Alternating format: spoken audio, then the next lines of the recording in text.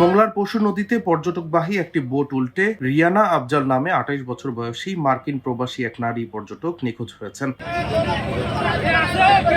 শনিবার বেলা 11:30টায় এই ঘটনা ঘটে। এদিকে নিখোঁজের সন্ধানে ঘটনাস্থলে তল্লাশি করে বন বিভাগ ও স্থানীয় লোকজন এখনো উদ্ধার চেষ্টা চালিয়ে যাচ্ছেন বলে জানিয়েছেন তারা। সুন্দরবন পূর্ব বন বিভাগের ঢাংমারি স্টেশন কর্মকর্তা সুরজিৎ চৌধুরী জানান, বনের ঢাংমারি এলাকার রিসোর্ট ম্যানগ্রোভ ভ্যালিতে পরিবার সহ রাত্রি যাপন শেষে শনিবার সকালে একটি ট্রলারে করে তারা ১৩ জন পর্যটক করমজল পর্যটন কেন্দ্রে যাচ্ছিল। পথে তাদের বোটটি ঢাংমারি খাল ও পশুর নদীর সঙ্গমস্থলে পৌঁছালে প্রচন্ড ঢেউয়ের তোড়ে বোটটি উল্টে যায়। তিনি আরো জানান, এ সময় ট্রলারে থাকা সবাই নদীতে পড়ে যান, কিন্তু তাদের মধ্যে অনেকেই সাঁতরে কুলে ওঠেন। আবার কয়েকজনকে আশেপাশের লোকজন উদ্ধারে আসে, কিন্তু নিখোঁজ থেকে যান রিয়ানা নামের এক নারী পর্যটক। ওই নারী বাংলাদেশ বিমান বাহিনীর একজন পাইলট ছিলেন। পরে যুক্তরাষ্ট্রে চলে যান তিনি। নিখোঁজ এই মার্কিন প্রবাসীর সন্ধানে ঘটনাস্থলে তল্লাশি অভিযান চালাচ্ছে বন বিভাগ। নিখোঁজ রিয়ানার বাবা ও বিমান বাহিনীর ইঞ্জিনিয়ার আবুল কালাম আজাদ বলেন, আমরা ঢাকার উত্তরাতে থাকি, আমাদের গ্রামের বাড়ি বরিশালে। এখানে পরিবার নিয়ে ঘুরতে এসেছিলাম। একটি জাহাজের প্রচন্ড ঢেউয়ের তোড়ে তাদের ট্রলারটি